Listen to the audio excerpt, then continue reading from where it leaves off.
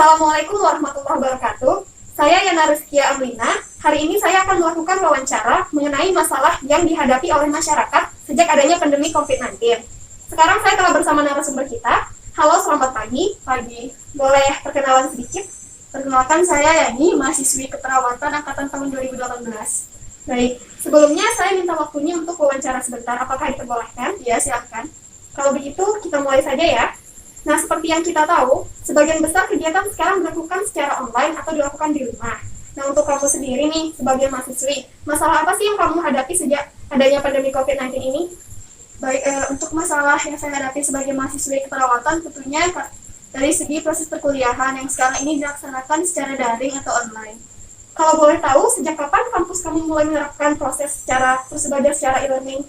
Kalau kampus saya sendiri itu sejak ditetapkannya status darurat pandemi ya, dan memang kampus itu dilarang untuk melakukan perkuliahan secara offline dan mewajibkan untuk melakukan perkuliahan secara daring. Kalau tidak salah itu dari bulan Maret. Nah, proses belajar secara e-learning ini apakah mempengaruhi pola belajar yang telah kamu terapkan?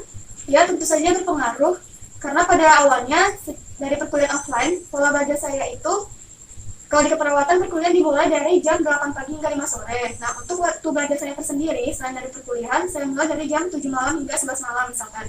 Nah, semenjak dari perkuliahan daring atau online ini, pola belajar saya itu menjadi berubah, tidak tetap, karena berpengaruh dengan mood saya. Seperti kita tahu, mahasiswa kan selalu dituntut untuk tetap berada di depan laptop selama berjam-jam. Dan itu merupakan salah satu faktor membuat saya jadi kehilangan mood dalam belajar. Lalu dampak apa nih yang kamu rasakan tentunya dalam proses perkuliahan sejak adanya pandemi COVID-19 ini? Tentunya ada dampak positif dan negatifnya ya.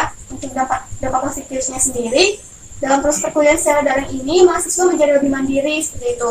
Karena terutama dalam mencari materi-materi pembelajaran.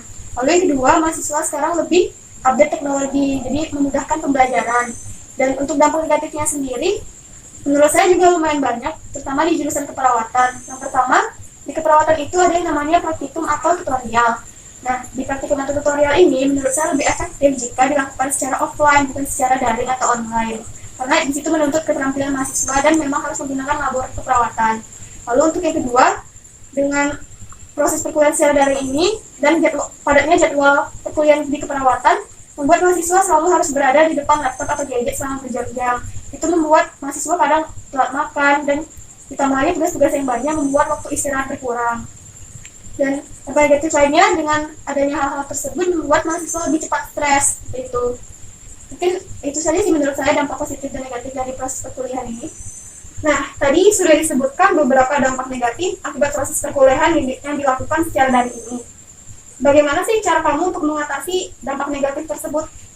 Kalau saya sendiri sih tidak ada cara-cara khusus ya, karena saya prinsipnya ya karena memang itu harus dijalani, tetap saya jalani seperti itu. Baik, lalu menurut kamu apakah metode pembelajaran secara e-learning yang dilakukan sekarang sudah dapat dikatakan efektif?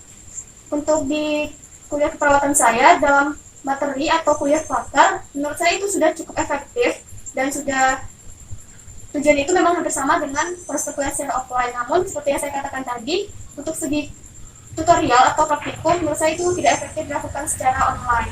Jadi masalah yang dihadapi saat pandemi COVID-19 ini, terutama untuk mahasiswa, adalah proses pembelajaran yang dilakukan secara daring ya, yang menimbulkan beberapa dampak negatif.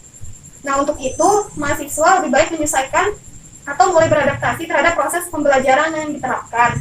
Namun tidak lupa untuk selalu memperhatikan kesehatan dengan cara menjaga pola makan yang teratur dan juga istirahat yang cukup. Selain itu, sebisa mungkin untuk melakukan hal-hal yang refreshing atau melakukan hal-hal yang disukai yang dapat dilakukan di rumah, agar walaupun tugas menumpuk, tidak stres atau merasa tertekan.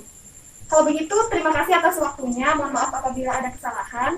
Sekian wawancara dari saya. Assalamualaikum warahmatullahi wabarakatuh.